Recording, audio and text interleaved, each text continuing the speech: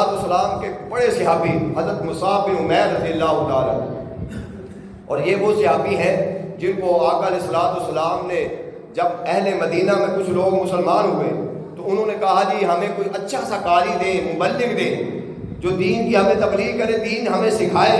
तो मदीना की सरजमीन पर पहले मुबल्लिग जिनको मुस्तफ़ा ने भेजा वो हज़रत मुसाब बिन उमैर, पहले मुबल्लिग इनको भेजा।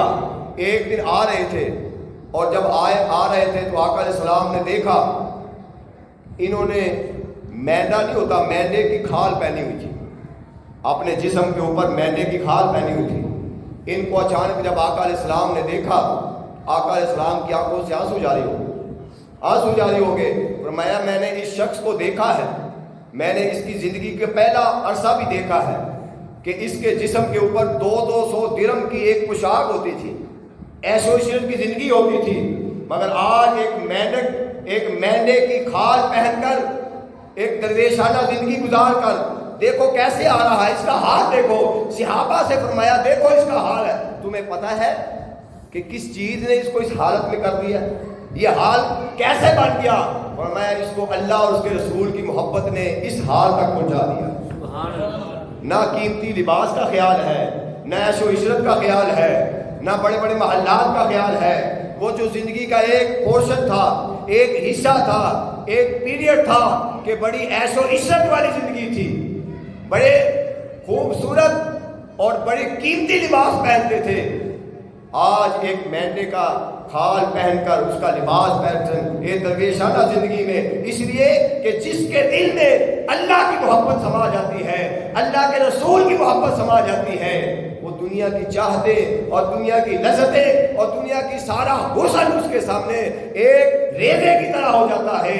बिल्कुल उसकी कोई वक़्त नहीं होती, वो उसके नज़दीक वक़्त सिर्फ होती है अल्लाह की वक़्त होती है, अल्लाह के रसूल की मोहब्बत होती है। और मैं इसका हाल देखो कैसे हो गया। आका अलैहिस्सलाम ने देखा तो आंखों से आंसू जारी हो गए। और ये हाजिर मोहतरम इसी तरह हुजूर अलैहिस्सलाम के सहाबी हैं हज़रत हारिस, आका अलैहिस्सलाम को मिले, फरमाया कैफा अस्बहत या हारिस, बात बड़ी काबिल तवज्जो, ए हारिस जरा मुझे ये तो बता तूने सुबह कैसे की, रात तेरी कैसी गुजरी, तेरी रात कैसी गुजरी। कैफा अस्बहत या हारिस, तूने सुबह कैसे की? उसने कहा या रसूल अल्लाह सल्लल्लाहु अलैहि वसल्लम मैंने इस हालत में सुबह की है कि मैंने ईमान की हकीकत को पा लिया, ईमान की हकीकत को पा लिया है। आका अलैहिस्सलाम ने फरमाया उन्जुर माज़ा तक़ूल, देख तू क्या कह रहा है, देख तू क्या कह रहा है, तू बड़ी बात कर रहा है। फरमाया हर चीज़ की एक हकीकत है और बता कि तेरे ईमान की हकीकत क्या है, क्योंकि उन्होंने कहा कि मैंने ईमान की हकीकत को पा लिया। फरमाया तेरे ईमान की क्या हकीकत है? फरमाया अर्ज करने लगे कि या रसूल अल्लाह सल्लल्लाहु अलैहि वसल्लम मेरे ईमान की हकीकत ये है कि मेरे दिल में सिर्फ और सिर्फ अल्लाह और उसके रसूल की मोहब्बत समा गई है और मेरी आंखों के सामने नूर इलाही रहता है, अल्लाह का नूर रहता है और मैं यहाँ पर बैठकर अहले जन्नत की गुफ्तगू सुनता रहता हूँ, अहले जन्नत की गुफ्तगू सुनता रहता हूँ और अहले दोज़ख की चीखें भी सुनता रहता हूँ। ये ईमान की हकीकत है। आका अलैहिस्सलाम ने फरमाया अगर तेरे ईमान की हकीकत ये है तो तू वाकई ही ईमान की हकीकत को पा गया। क्यों कि जो ईमान की हकीकत को पा जाता है और जिसके दिल में अल्लाह की मोहब्बत समा जाती है, ये जितने भी हिजाबात और पर्दे हैं सारे उठ जाते हैं, ये सारे पर्दे उठ जाते हैं। ये पर्दे गुनाहों के पर्दे हैं, जुल्मात के पर्दे हैं, ये हमारे दिलों में अंधेरों के पर्दे हैं जो हमें कुछ नजर नहीं आता और जो हमें कोई दिखाई नहीं देता, कुछ सुनाई नहीं देता। जब अल्लाह की मोहब्बत में कोई बंदा आ जाता है और अपने आप को फना कर देता है, लोग उसको पागल मजनू दीवाना समझते हैं, लोग उसको एक फजूल इंसान समझते हैं, वो एक दरवेश होता है, लोग समझते हैं इसकी मुआशरे में कोई वक़्त नहीं है, गंदे पुराने कपड़े पहने हुए हैं, مگر اس کی بقت دیکھنا چاہتے ہو تو رب سے پوچھو، رب کے مصطفیٰ سے پوچھو۔ فرمایا یہ لوگ ایسے ہیں کہ اگر یہ ہاتھ اٹھا دیتے ہیں میں ان کی دعاؤں کی لاج رکھتے ہوئے میں ان کی تقدیر بدل دیتا ہوں، جدھر اشارہ کرتے ہیں میں ادھر تقدیر کو پھیر دیتا ہوں۔ یہ میرے برگزیدہ بندے ہیں، میرے نیک بندے ہیں، جنہوں نے اپنی زندگی کی ساری خواہشات کو میری محبت کے لیے قربان کر دیا، میرے لیے قربان کر دیا۔ دنیا کی ساری کی دولت ان کے قدموں میں آ جائے وہ ایک ٹھوکر سے اڑا دیتے ہیں، ان کے نزدیک اس کی کوئی وقت نہیں ہوتی۔ وہ ایک بات پر ہمیشہ فکر مند ہوتے ہیں کہ کاش کہیں ہمارا رب جو ہے، ہمارا محبوب کسی بات میں اور کسی معاملے میں ہم سے ناراض نہ ہو جائے۔ ان کو سب سے بڑی یہ فکر ہوتی ہے۔ اور پھر بھی یہ وہ لوگ ایسے ہوں گے کہ جنہوں نے زندگی بھر اپنے رب کو راضی کیا ہوگا۔ حاضر محترم، ایمان افروز بات سنیے، آپ دیکھیے اللہ کی بارگاہ سے ان کو کیا صلہ ملے گا۔ وہ لوگ جنہوں نے رب کی رضا کے لیے دنیا کی محبت کو قربان کیا، دنیا کی چاہتوں کو قربان کیا، دنیا کے مال و زر کو قربان کیا، اپنی خواہشات کو قربان کیا، اپنی تمناؤں کو قربان کیا، اپنے آرام کو قربان کیا اور دنیا داروں کی محبت کو قربان کیا۔ فرمایا یہ وہ لوگ قیامت کا دن ہوگا تو حضور تاجدار کائنات نے اعلان فرمایا، لوگوں سنو اور اس بات کو سمجھو، قیامت کے دن لوگ کچھ ایسے آئیں گے، اللہ کی بارگاہ میں آئیں گے، فرمایا ان کے آگے پیچھے نور ہی نور ہوگا، ان کے آگے پیچھے نور چل رہا ہوگا اور ان کو نور کے ممبروں پر بٹھایا جائے گا، نور کے ممبروں پر بٹھایا جائے گا۔ اور فرمایا کہ سنو، تم یہ سمجھتے ہوگے کہ شاید وہ نبی ہوں گے یا شہداء ہوں گے، فرمایا نہیں، نہ وہ نبی ہوں گے نہ وہ شہداء ہوں گے، وہ نبی بھی نہیں ہوں گے اور شہید بھی نہیں ہوں گے۔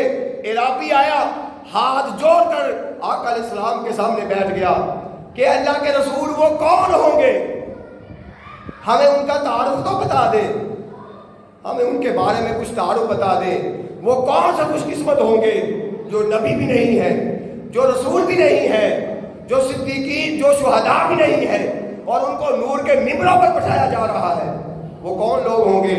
فرمایا یہ وہ لوگ ہوں گے جو دنیا میں رہتے ہوئے اگر کسی سے محبت بھی کرتے تھے تو اس مولا کی محبت کے لیے کرتے تھے، کسی سے نفرت بھی کرتے تھے تو اسی کی محبت کے لیے کرتے تھے۔ یہ دنیا میں رہتے ہوئے ان کی محبت کا مرکز و محور صرف رب تھا، خدا تھا یا مصطفیٰ تھا۔ انہوں نے دنیا داروں کو ترجیح نہیں دی، دنیا کی محبت کو ترجیح نہیں دی۔ آج صلہ ان کو یہ مل رہا ہے کہ اللہ کی بارگاہ سے ان کے لیے نور کے ممبر بچھائے گئے کہ آؤ میرے بندو نور کے ممبروں پر بیٹھ جاؤ، نور کے ممبروں پر بیٹھ جاؤ۔ ان کو نور کے ممبروں پر بٹھایا جائے گا۔ اور پھر حاضر محترم، یہ بات جو میں ابھی کرنے لگا ہوں حدیث میں آتا ہے، حضرت حذیفہ رضی اللہ تعالیٰ عنہ اس کو روایت کرتے ہیں، حضرت حذیفہ اس کو روایت کرتے ہیں، فرمایا کہ قیامت کے دن اہل قیامت، اہل محشر سب سے پہلے جو اللہ کا کلام سنیں گے، اللہ کی بات، اللہ کی گفتگو تو سب سے پہلے لوگ سنیں گے، وہ کیا ہوگی؟ وہ کیا ہوگی؟ فرمایا اللہ کی طرف سے یہ اعلان ہوگا، فرمایا اعلان کیا جائے گا، این عبادی الذین اطاعونی بالغیب۔ ایمان افروز بات ہے، فرمایا اللہ کی طرف سے اعلان جاری ہوگا، کہاں ہیں وہ میرے بندے؟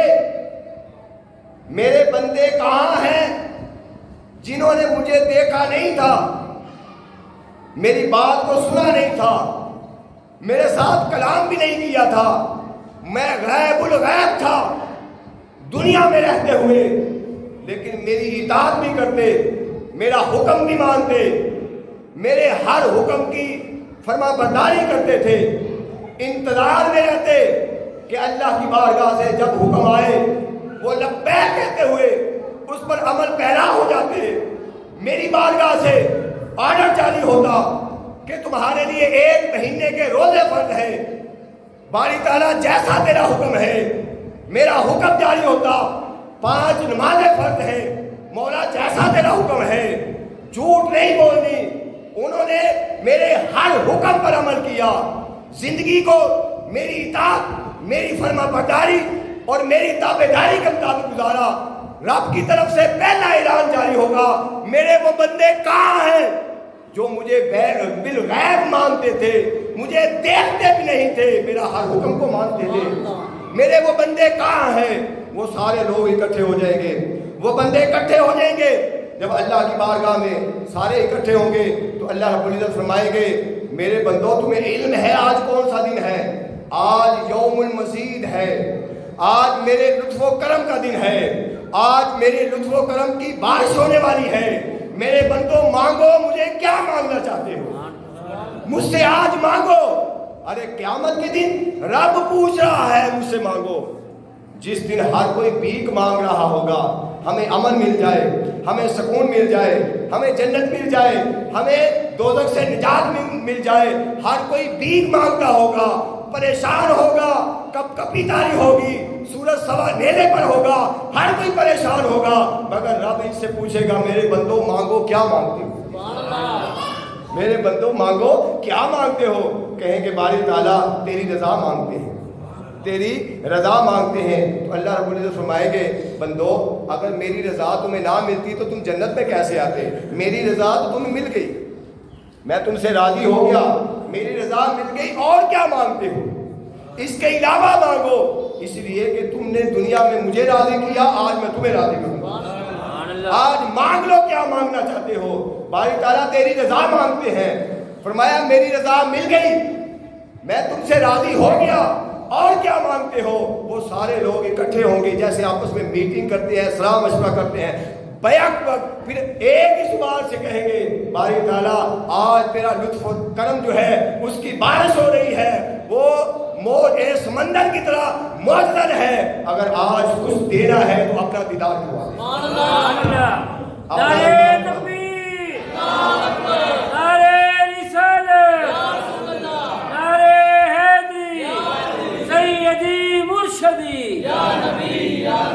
और हाज़िर मोहतरम ये हदीस सुना रहा हूँ, फिर अल्लाह की तरफ से एक नूर जलवागर होगा।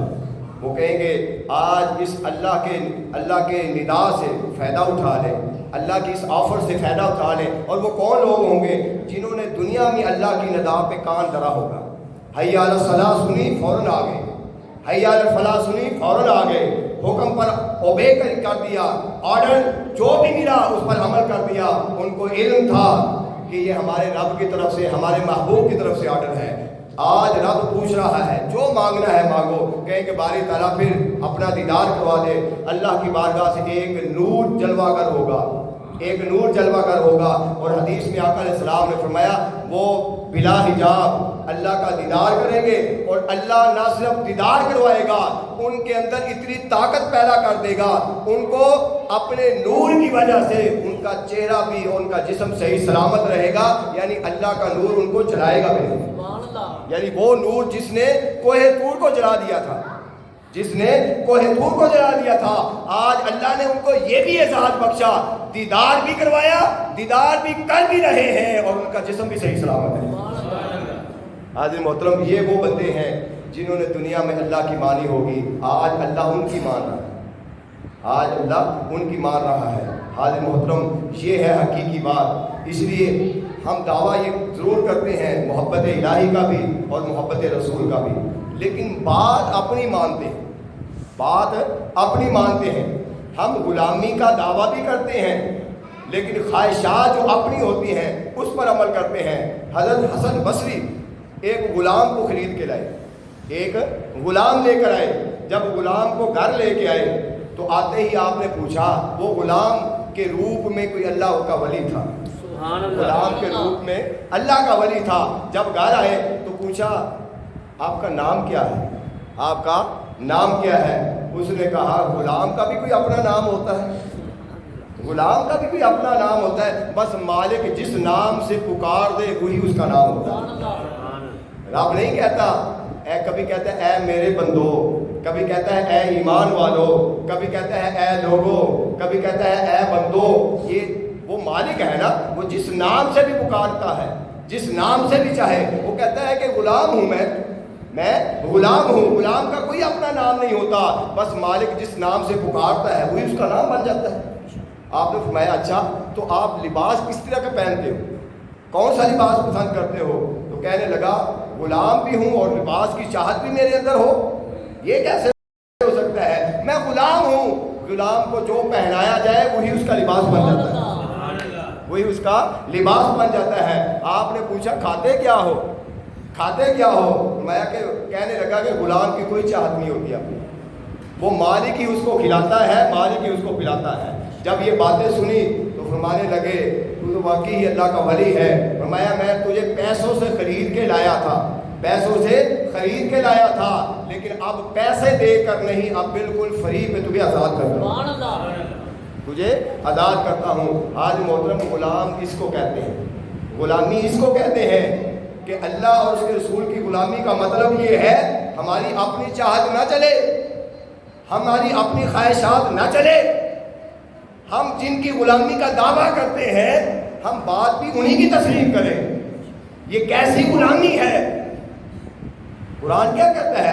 افرأیت من اتخذ الہہ ہواہ، ایسے شخص کو نہیں دیکھا جو اپنی خواہشات کی پیروی کرتا رہتا ہے۔ غلامی رسول اور غلامی خدا کا یہ اس کا ارادہ بھی ہے، دعویٰ بھی ہے، اعلان بھی ہے، نہ اللہ کی مانتا ہے نہ اللہ کے رسول کی مانتا ہے، تو پھر یہ دھوکہ نہیں ہے؟ اس سے بڑھ کر فراڈ اور دھوکہ کیا ہو سکتا ہے؟ اس لیے کہ جن کے ساتھ تم نے یاری لگانی ہے اور تعلق قائم کرنا ہے پھر ان کے ساتھ نبھاؤ بھی۔ حاضر محترم، مولانا روم جو ایک سچے عاشق رسول، اللہ اور اس کے رسول کے عاشق، وہ کہتے ہیں کہ ایک بانسری بجانے والا اس کی آواز میں بڑا درد تھا، بڑا سوز تھا، لوگ آتے تھے اور وہ بانسری بجاتا تھا، لوگ سنتے تھے اس کی آواز کو اور اس کے بدلے میں کچھ پیسے دے جاتے، کچھ کھانا دے جاتے، اس کا روزگار چلا ہوا تھا، اس طرح زندگی گزار رہا تھا، بس وہ اپنے کاموں میں مصروف تھا کہ لوگ اس کی آواز کے گرویدہ تھے، اس کی آواز کے عاشق تھے۔ وقت گزرتا گیا، ایک وقت ایسا آیا کہ وہ بوڑھا ہو گیا، اور جب وہ بوڑھا ہو گیا تو اب اس کی آواز میں نہ درد رہا، نہ سوز رہا، نہ اس کی چاہت رہی، نہ وہ حسن رہا، نہ وہ خوبی رہی، نہ وہ جوانی رہی۔ جب سوز و آہن ختم ہو گیا اس کی آواز میں، درد و گداز ختم ہو گیا، تو سارے اس کے جو عاشق بنے ہوئے تھے، عارضی عاشق، وہ سارے چھوڑ کے چلے گئے۔ اب نہ اس کو کچھ کھانے کے لیے کوئی دے رہا ہے، نہ اس کو کوئی پینے کے لیے دے رہا ہے، وہ پریشان ہو گیا۔ اور جب فاق و کشف پر آ گیا، اس کی نوبت یہاں پر آ گئی کہ کھانے پینے کے لیے کچھ نہیں ہے، تو آخرکار چلتے چلتے مدینہ کے قبرستان جنت البقیع میں ایک پرانی قبر تھی، وہاں پہ جا کر لیٹ گیا اور جا کر کہنے لگا کاش میرے زندگی کے اندر میں اب یہ بڑی آواز آپ کو سنانے لگا ہوں، اس وقت سے پہلے کہ ہماری زبانوں سے بھی آواز نکل آئے، کہ وہ وقت آئے کہ خدا نہ خواستہ ہم پھر پچھتاتے ہوئے ایسی آوازیں نکالیں جیسے اس بانسری باز نے آوازیں نکالی کہ کاش جس نے مجھے آواز دی تھی میں نے اس سے یاری لگائی ہوتی، میں نے ان لوگوں سے یاری لگائی، ان سے دوستی کی کہ جب میری تھوڑی سی حالت بدلی تو سارے چھوڑ کے چلے گئے، میرے آج کوئی پرسان حال نہیں ہے، آج بھوکا مر رہا ہوں، کوئی کھانا دینے والا نہیں، کاش میں اس رب سے میں نے تعلق قائم کیا ہوتا کہ جو کسی حالت میں اپنے محب کو، اپنے بندے کو، اپنے سے پیار کرنے والے کو نہیں چھوڑتا۔ اس کی مثال ایسے ہے، جب ماں اس کی اولاد ہوتی ہے، والدین کی اولاد ہوتی ہے، ان میں ایک بچہ جو لنگڑا ہو، جو اندھا ہو، جو اپاہج ہو، وہ بالکل نکما ہو، مگر والدین کی محبت اس کے لیے اور بھی زیادہ ہو جاتی ہے، اس لیے وہ سمجھتے ہیں کہ باقی تو خود کما لیں گے، کھا لیں گے، مگر یہ ہمارا بیٹا ہے، مرتے دم تک ہماری محبت اس کو نہیں چھوڑ سکتی، یہ ایک والدین کی محبت ہے۔ اسی طریقے سے اللہ کی محبت کئی گنا زیادہ، ایک محبت کا حصہ اس نے دنیا میں بیچا ہے، 99 اپنے پاس رکھے ہیں۔ وہ کہتا ہے کاش میں نے اس رب سے یاری لگائی ہوتی، جس طریقے سے والدین اپنے اپاہج بیٹے کو آخری دم تک نہیں چھوڑتے، خدا ان سے بڑھ کر اپنے بندے سے محبت کرتا ہے، اس سے بڑھ کر اس سے پیار کرتا ہے، مگر شرط یہ ہے کہ اس سے تعلق قائم کر کے تو دیکھو، اس سے تعلق جوڑ کر کو دیکھو۔ اے بندے، یہی مولانا روم کہتے ہیں کہ جب تو عاجز آ جاتا ہے، جب تو لاچار ہو جاتا ہے، جب تجھے کوئی بیماری آ جاتی ہے، ڈاکٹر لا علاج کر دیتے ہیں، کینسر کی بیماری آ گئی، مر کے بستر پر پڑا ہے، زندگی کے آخری سانس ہے، گھر والوں سے کہا جا رہا ہے اس کے لیے اب دعا کر لو، اب رب تجھے یاد آ گیا، مولا تیرے سوا مجھے کوئی شفا نہیں دے سکتا، مولا تجھے میں پکارتا ہوں مجھے معاف کر دے۔ جب تو عاجز آ جاتا ہے تو اس وقت رب کو پکارتا ہے۔ اے بندے، تو اس وقت رب کو کیوں نہیں پکارتا جب تو تندرست تھا؟ تو نے اس وقت رب کو کیوں نہیں پکارا جب تو توانا تھا، صحت مند تھا، جوانی تھی، تیرے پاس دولت تھی اور تیرے پاس حسن تھا، یہ سارا کچھ تھا، تب تو نے رب کو نہیں پکارا، تب تو نے رب کو نہیں پکارا۔ جب تو عاجز آ گیا، تیرے دوست بھی چھوڑ کے چلے گئے، تیرے یار بھی چھوڑ کے چلے گئے، تعلق والے بھی چلے گئے، رشتہ دار بھی چلے گئے، دولت کے انبار بھی ختم ہو گئے، چہل پہل بھی ختم ہو گئی، سب کچھ بیچ دیا، اپنا مکان بیچ دیا، بیماری پر لگا دیا، مایوس ہو گیا، ڈاکٹروں نے جواب دیا، اب کہتا ہے باری تعالیٰ مجھے معاف کر دے، اب کہتا ہے مجھے شفا دے دے۔ تو عاجز آ کے رب کو پکارتا ہے، مزہ تب ہے جب تو صحت مند ہو، جوان ہو، اور اللہ نے تجھے صحت دی ہو، زندگی دی ہو اور دولت بھی دی ہو، تب رات کو اٹھ کر اس رب کو پکارا کر۔ مزہ تو تب ہے اس وقت تہجد کے وقت اٹھ کر ذرا اپنے رب کو آ کے یاد کر لیا کر، آنسو بہا لیا کر، ذرا اپنے رب سے تعلق قائم کر لیا کر، تو پھر دیکھ وہ رب وہ ایسی محبت ہے، ایسا تعلق ہے، دنیا والے چھوڑ بھی جائیں گے مگر وہ رب تجھے نہیں چھوڑے گا، وہ تعلق نبھائے گا، یہاں بھی نبھائے گا، قبر میں بھی نبھائے گا، محشر کے دن بھی نبھائے گا، اور بتائے گا کہ میرے محبوب بندے جو ہیں میں ان کے ساتھ یہ تعلق قائم کرتا ہوں۔ حاضر محترم، انتہائی اختصار سے ایک دو بات کرنا چاہتا ہوں۔ حضرت ابو حنیفہ، امام ابو حنیفہ کے استاد حضرت حماد، وہ ایک دفعہ حضرت سفیان ثوری بیمار ہو گئے، ان کی تیمارداری کرنے کے لیے گئے، ان کی تیمارداری کرنے کے لیے گئے۔ اب حضرت سفیان ثوری بہت بڑے اللہ کے ولی ہیں، بہت بڑے اللہ کے ولی ہیں، جب یہ تیمارداری کرنے کے لیے گئے تو کہنے لگے، اے حماد ایغفر اللہ کمثلی، اے حماد کیا اللہ میرے جیسوں کو بخش دے گا؟ یہ کون کہہ رہے ہیں؟ وہ کہہ رہے ہیں جن کے صبح و روز اللہ کی عبادت میں گزرتے ہیں، اور ایک ہم ہیں، تو شاید ہم ضمانت اور گارنٹی ہاتھ میں لیے پھرتے ہیں کہ ہمیں تو جنت ہی ملنی ہے۔ فرمایا ایغفر اللہ کمثلی، کیا اللہ میرے جیسوں کو بھی بخش دے گا؟ اللہ میرے جیسوں کو بھی معاف کر دے گا؟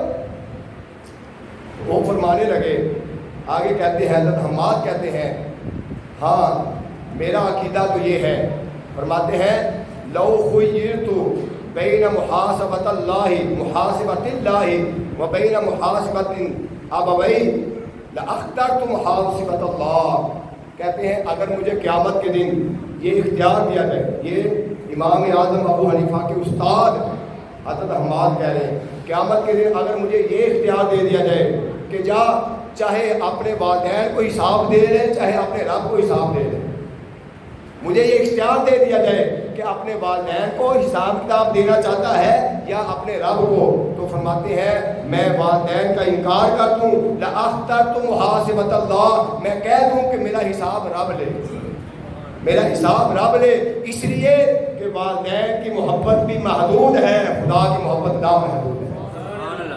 والدین کی شفقت، والدین کی رحمت، والدین کا رحم وہ محدود ہے، لیکن اللہ کی محبت جو ہے وہ لا محدود ہے، اس کی کوئی حد نہیں، والدین گرفت کر سکتے ہیں، اللہ کی محبت اتنی ہے کہ وہ کسی وقت بھی معاف کر سکتا ہے، کسی وقت بھی معاف کر سکتا ہے۔ اور پھر حاضر محترم، آخری بات اور بڑی قابل توجہ بات، اس کو انتہائی اختصار کے ساتھ میں بیان کرتا ہوں۔ حضرت داؤد علیہ السلام نے اللہ کی بارگاہ میں التجا کی، باری تعالیٰ مجھے کچھ ایسے بندے دکھا جن سے تو محبت کرتا ہے، کچھ ایسے بندوں کی میں زیارت کرنا چاہتا ہوں، اپنے اللہ والے جن کو کہتے ہیں، ذرا ان کی زیارت تو کروا۔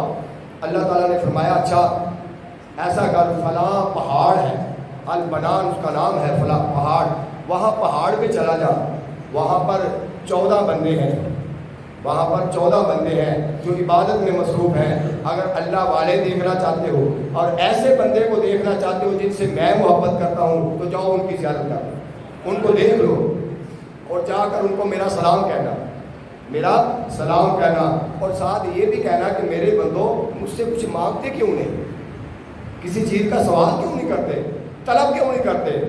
حضرت داؤد علیہ السلام چلتے چلتے گئے، ایک چشمہ تھا اور چشمے کے پاس پہاڑ تھا، اور وہاں پہ دیکھا کہ 14 آدمی ہیں جن میں جوان بھی ہیں اور بچے بھی ہیں، بوڑھے بھی ہیں، اور وہاں پہ جب پہنچے اور انہوں نے جب اچانک دیکھا کہ کوئی اللہ کا بندہ آ رہا ہے تو بھاگنا چاہا کہ ہم چھپ جائیں، لوگوں سے چھپ جائیں۔ انہوں نے کہا کہ میں اللہ کا نبی ہوں اور میں تمہارے پاس ایک پیغام لے کر آیا ہوں، تمہارے پاس ایک پیغام لے کر آیا ہوں، اور وہ پیغام یہ ہے کہ اللہ تمہیں سلام کہتا ہے۔ قربان جائے، کتنا پیارا لفظ ہے، اللہ تمہیں سلام کہتا ہے، اللہ تم پر سلامتی بھیجتا ہے، اور وہ کہتا ہے کہ ان سے پوچھو کہ مجھ سے کچھ مانگتے کیوں نہیں، تم سوال کیوں نہیں کرتے۔ جب انہوں نے یہ بات سنی تو زار و قطار ہونا شروع کر دیا، زار و قطار ہونا شروع کر دیا کہ اب محبوب کی طرف سے پیغام آیا۔ اب وہ باری باری ایک اللہ کی بارگاہ میں التجا کرنے لگے۔ وہ اب وقت نہیں میں تفصیل سے بیان کروں۔ ایک کہتا ہے باری تعالیٰ ہم تجھ سے کیا مانگے، تو نے سب کچھ ہی دے دیا ہے، تو نے سب کچھ تو دے دیا ہے۔ کوئی کہتا ہے باری تعالیٰ اگر ہم تیری عبادت سے، تیرے ذکر سے ہمیں ٹائم ملے تو تجھ سے کوئی مانگے۔ کبھی کوئی کہتا ہے کہ باری تعالیٰ ہم جو عبادت کرتے ہیں اس عبادت میں کوئی ایسا نقص نہ آ جائے کہ کہیں یہ رد نہ ہو جائے۔